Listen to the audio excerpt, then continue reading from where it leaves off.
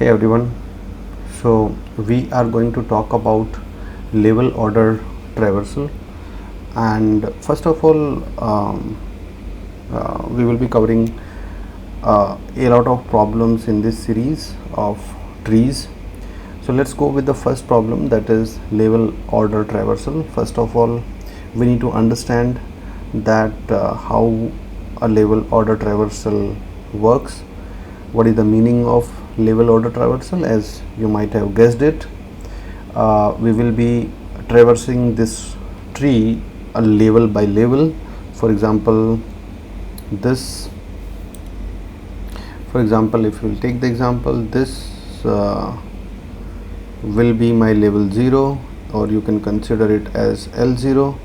This will be my level 1, 2 and 3 will be at level 1, you can mark it as L1, and these 4 and 5 will be at level 2.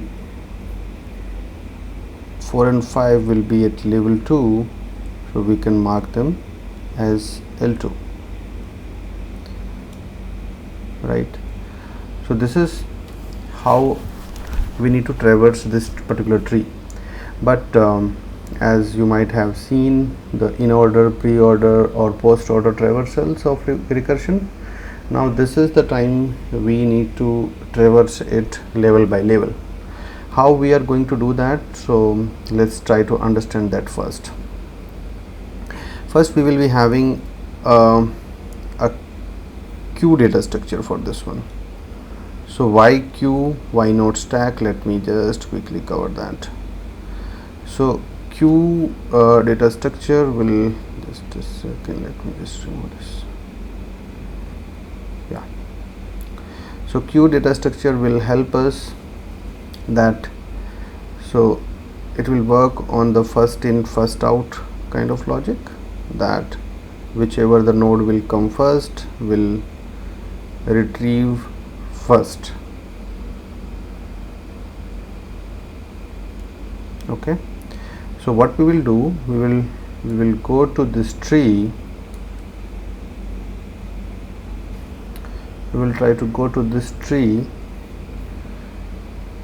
here and traverse this node 1, put in my queue, okay, and try to check its left child and right child. If left child and right child is not null, then I will try to add or append, or you can say in queue, these left child node and the right child node to my queue. Okay, once 2 and 3 will be added, so it will work like this: 1 will be added to the queue. When you will pop the first element, 1 will be gone, and left child will be 2 and right child will be 3. These two nodes will be added in your queue. Then you will pop 0 element, so this will be your top element, you will pop it, so it will be removed. The left child of this node is 4, that will be added in the queue, and right child is 5, that will also be added in the queue. Then you will move ahead and you will try to pop this 3 element. Left and right child of this element is 0 or null, null or none. Then you will pop 4, left and right child are none, so we don't have to add anything, and then we will pop 5.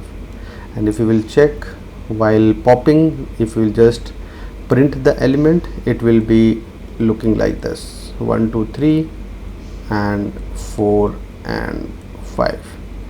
So what will be the time complexity of this one? So time complexity will be order of n. And what will be the space complexity? So space also, we are using a queue data structure here, so space also will be order of n. I hope that is clear. Now the next question is how we are going to implement it in our code. Okay, so for that, so just let me move ahead with the code.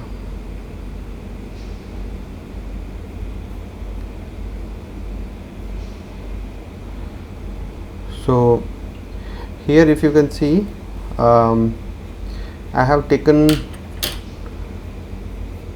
two arrays. One is my queue, that I will use this array as a queue, and other one as a final one that I will return it as a level order traversal of the tree. So here we will be passed the root node. If root is none, then we will just return the blank array. Otherwise, if root is not none, we will just try to ingest it in our queue. Okay, and then we will just run this loop. What this loop will do, it will pop the first element of the queue, give me the root.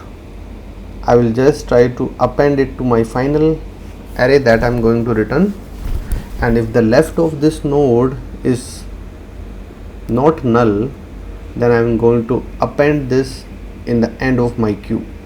Similarly, if the right of the node is not null, then I am going to append this in my queue, in the end of my queue.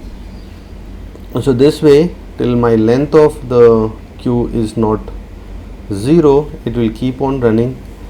Once this loop is done, then I will be returning the final level order traversal array. So this is how this will work. It will have order of n time complexity and order of n space complexity. I hope you like this video. I will keep on making the same kind of videos, and it will definitely help you guys. Thank you. Thanks for joining.